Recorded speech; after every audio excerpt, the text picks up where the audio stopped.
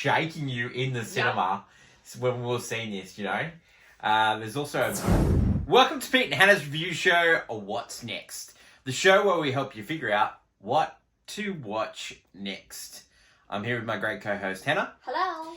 And tell the folks what they should do right now. Could you pretty please like, comment, and subscribe to our YouTube channel? Hit the notification button and you'll get great content like this one.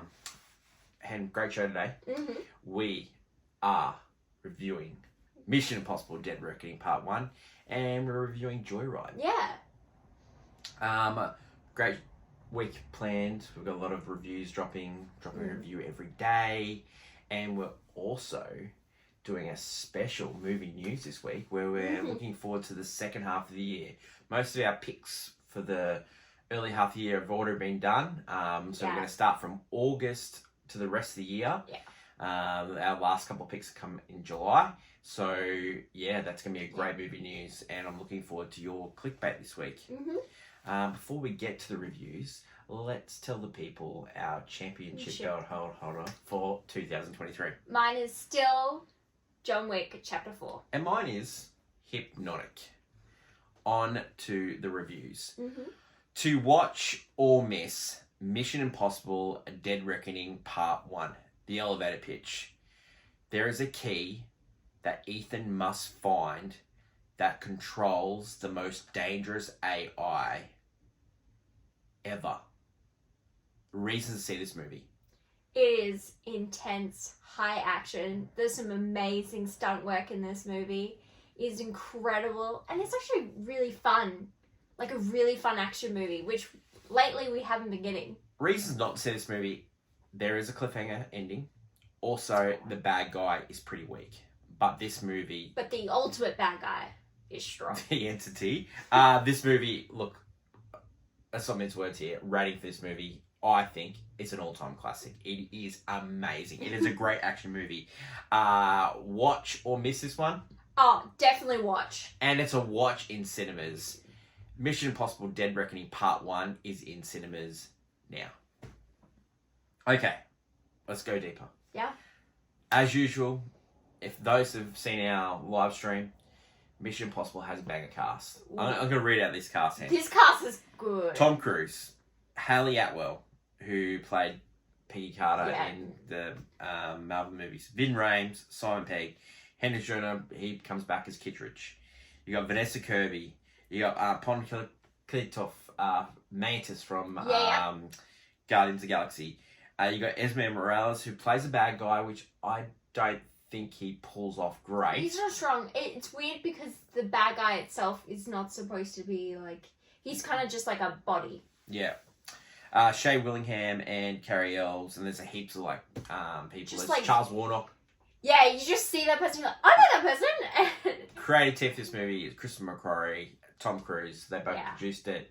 Christopher McQuarrie wrote it. But he always says that Tom has a lot to say when it comes to movies. You know, Tom prepares the stunts and, you know, the speed wing that you see him perform. He's been, that's a sport that Tom's been doing.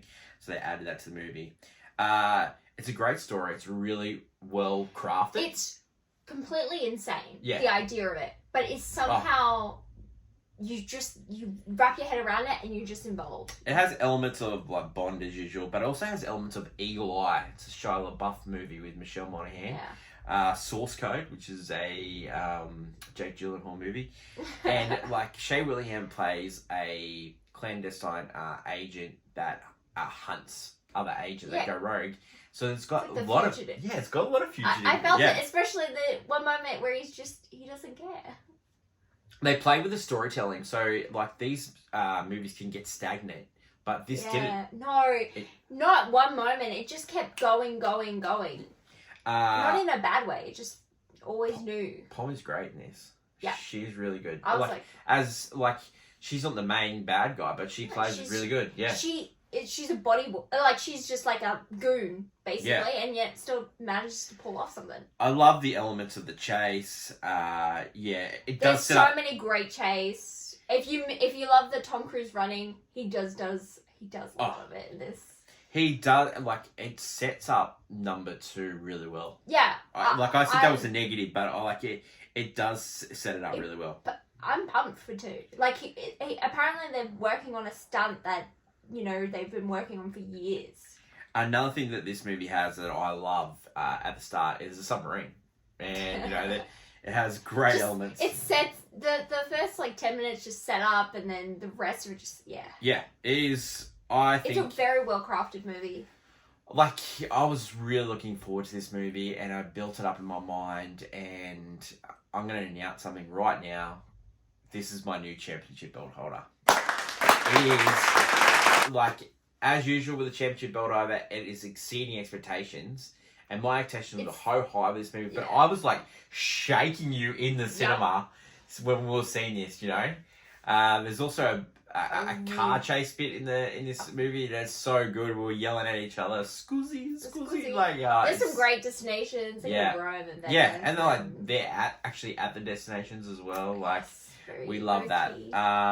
So Mission Impossible Dead Reckoning Part 1, we cannot recommend it highly enough. If you love action, and if you love the Mission Impossible films, definitely.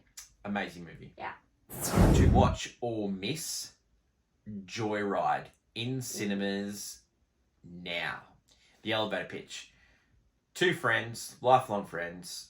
One is a successful lawyer, the other is a struggling artist.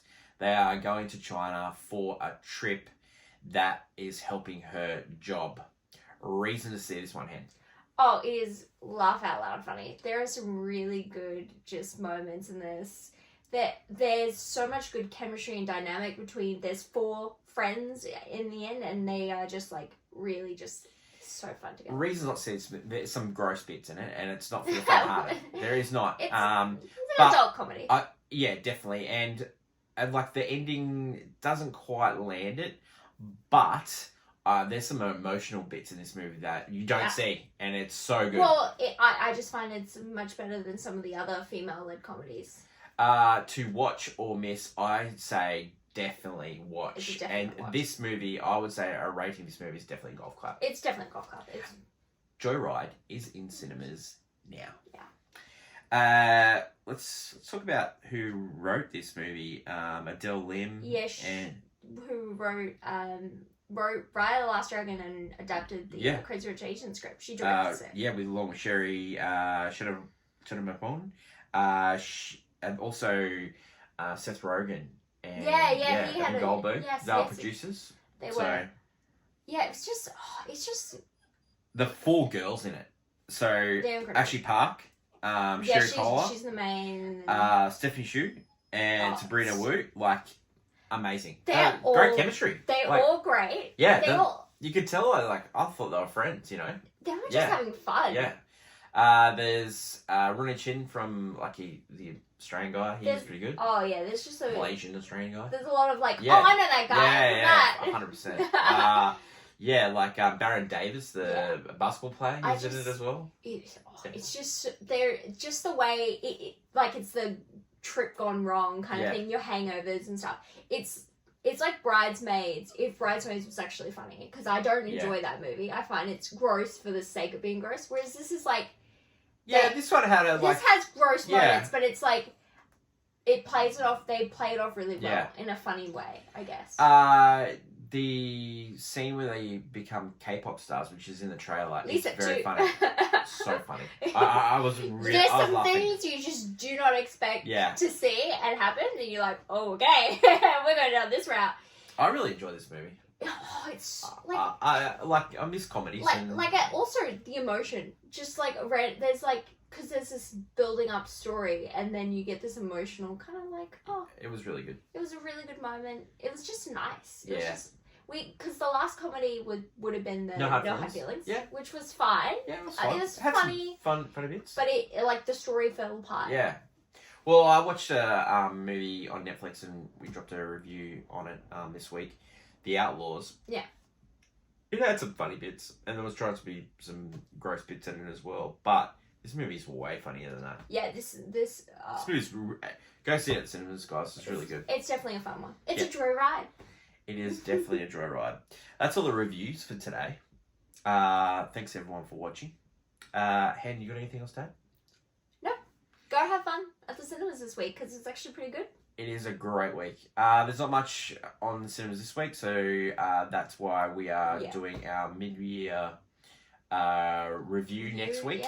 Yeah. So we're going to review our top 5 movies. Hen's going to review hers, and I'm going to review mine.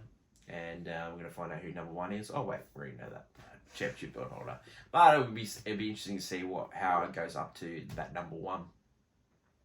Stick around for movie news and clickbait later in the week, where we're going to preview for the rest of the year the movies that we are looking forward to, and there's some bangers coming up. They are. Thanks everyone for watching. Don't forget to like, follow, subscribe to our channels.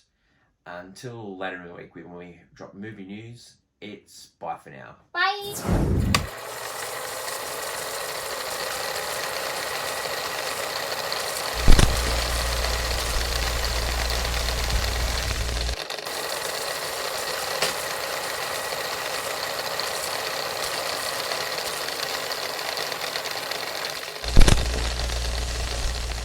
Hen, every week you just miss.